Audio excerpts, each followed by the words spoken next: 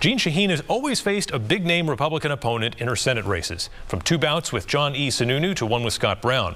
Next year, she could be going toe-to-toe with one of President Trump's closest allies, but what is sure to be a closely watched contest no matter who runs. We'll have to take a temporary back seat if the House moves forward with impeachment. Senator Jeanne Shaheen joins us. Nice to be here. Thanks, Adam. Thanks for joining us. So impeachment is one of the most serious powers that Congress possesses. Do you believe that House Democrats are doing the right thing in moving forward with this case?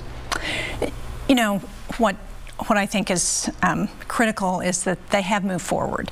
And so as a member of the Senate, as we know, acts as a jury on whatever the House sends us. And so it's important for us to look very carefully at what is sent over, whatever case is presented, to listen to the facts. You know, I would hope that the president might actually present a defense, which he has not done in the House, that he would let some of those people like Mick Mulvaney, who are at the heart of this question around Ukraine, come and testify. If we look at what Richard Nixon and Bill Clinton did, they both instructed the people who worked with them to go and testify before Congress. They provided the documents that were requested. In this case, unfortunately, we haven't gotten any of that. So I'm hopeful that maybe when it gets to the Senate, we'll get the real transcript of that phone call with the president of Ukraine that is being held in the White House right now. Are you open to the possibility of censure rather than convicting on impeachment? You know, I think it's important for us to listen to all of the facts. That's our constitutional responsibility, and to then make a decision. And therefore, we should be open to whatever is presented to us and the choices that we have there. It's been a busy 5 months since you were last here. I know you want to approach your re-election race the same no matter what, but it's safe to say if Corey Lewandowski gets in and he's the nominee, it's going to be very different, because it's basically Trump and his best buddy here in New Hampshire running alongside each other. So if he is the nominee, what changes for you? And we know he's a fighter. Do you engage him on that level? Listen, the Republicans are going to decide who they're going to put up next September as the result of the primary. What I'm going to do in the meantime is continue to work hard for the people of New Hampshire. That's what I've been doing in Washington and here, and I'm going to continue to do that. The fundraising arm of your campaign has had a lot to say about Mr. Lewandowski. Do you personally believe he's fit to serve in the U.S. Senate? The people of New Hampshire will decide that. They'll decide who the Republican nominee is, and they'll decide who wins the general election. You don't have an opponent yet, obviously, and you won't for some time directly, but you've already faced a bit of a political campaign on this surprise medical bills issue. Over the summer, the $28 million in ads, I think that's nationwide, against the bill. How do you ensure that the powers that be in healthcare don't find a way around this coming law, essentially, when it goes into place? Well, it's outrageous that 2 private equity companies have been running tens of millions of dollars in ads, pretending to be on the side of patients when actually they're on the side of their own bottom line. They stand to make billions of dollars. And what do patients get in exchange? They get surprise medical bills, often in the range of thousands of dollars. People like Don and Kathy Cavallero from Rye, who she had to go in for emergency surgery, and they thought it was covered by their insurance. They got a surprise medical bill for $5,000.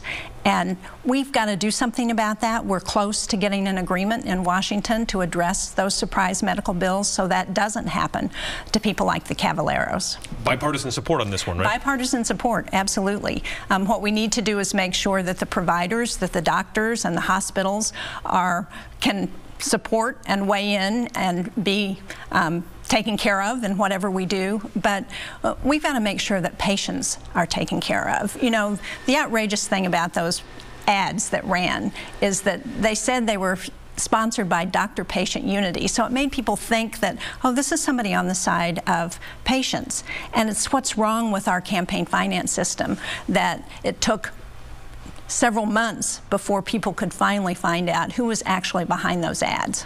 Wanted to ask you something also going to talk with Governor Patrick about is Elizabeth Warren is talking a lot about the way that Democrats raise money right now, questioning essentially the foundational system of how this works. Private fundraisers, closed door, schmoozing with wealthy donors. She's questioning the morality of that, essentially. Is she hurting Democrats and their chances to get reelected, which Republicans aren't putting them through those same rigors? Well, I don't think so. I think everybody who I've talked to thinks that our campaign finance system is nuts. It's nuts that it should cost the amount of money that it does to run for public office. And I think most people would like to change that. I think we should change it, and we should change it in a way, at the very least, so people know who's running ads and who has a stake in whatever the outcome of a race may be. Lots in the defense bill that just passed. You diffused a potential line of attack in your race this coming year and addressed an issue that a lot of people have talked about for years in the so-called widow tax on military death benefits. Essentially, some of that had been docked over time for people who were supposed to receive those. There's a cost here for $5.7 billion over 10 years. Clearly something most people would agree should be paid for, but where did you find the money for that? Well, it's going to be phased in, and that helps with the payment. And as you point out, it's not fair when someone loses a military spouse, a loved one who's serving in the military, that we then dock their benefits, basically, and say, you're not going to get what you should be entitled to as the result of that loss. It's hard enough to lose a husband, to lose a son, to lose a spouse in the line of duty, and then to say, we're not going to give you the benefits we promised you. That's just unacceptable. So we've heard in our office from people like Laura Valley from Manchester, who had the Department of Defense come after her because they had accidentally given her the payments that she was actually entitled under the benefits programs, and then they wanted to have her give them back the money that they had given to her. So it fixes that problem in a way that is really important to the people who are serving and to their families. Am I wrong here, or things seem to be moving a little bit more than normal here in Washington? What's going on that there's consensus now? This is a little strange that there's a spending agreement, there's an agreement on the defense bill. What's happening? Well, I think it's very good news, and it shows that we are able to work together to address what's important to the people of this country. You know, the defense bill also has the biggest pay raise for our men and women in the military in a decade, 3%, a little over 3%. It included 12 weeks of parental leave for all federal employees. You know, right now, if you work in the federal government, you don't get maternity leave or paternity leave when you have a baby. This will fix that. It also includes significant changes to how we address PFAS, which, as we know, is a real issue for Portsmouth and Merrimack and for so many communities across this country. What it says is that we're going to continue the health study where Pease is the model site to make sure we know what the long-term health impacts of PFAS are. It says we're going to phase out PFAS chemicals in firefighting foam that's used and other areas that the military uses, and that's very good news because that, again, sets an example for the private sector. The private sector is pushing back right now on those standards here on the local level. The amount set here by the New Hampshire DES, a lot of people on the business side are saying this is untenable, we can't afford to remediate to this level. Obviously not quite your purview, but what do you think should happen here moving forward? Well, look, everybody needs to feel like when they turn on the tap water, they can count on the fact that the water that they're drinking, the water that they're using for their families, is safe. And that's the problem with PFAS. That's why we need this health study so much, so we really have the definitive information that tells us, because this is a relatively new emerging chemical. We don't know as much about it as we know about some of the other chemicals that have been harmful to health. And so we need to get that information so that we can make decisions based on what's in the best interest of public health.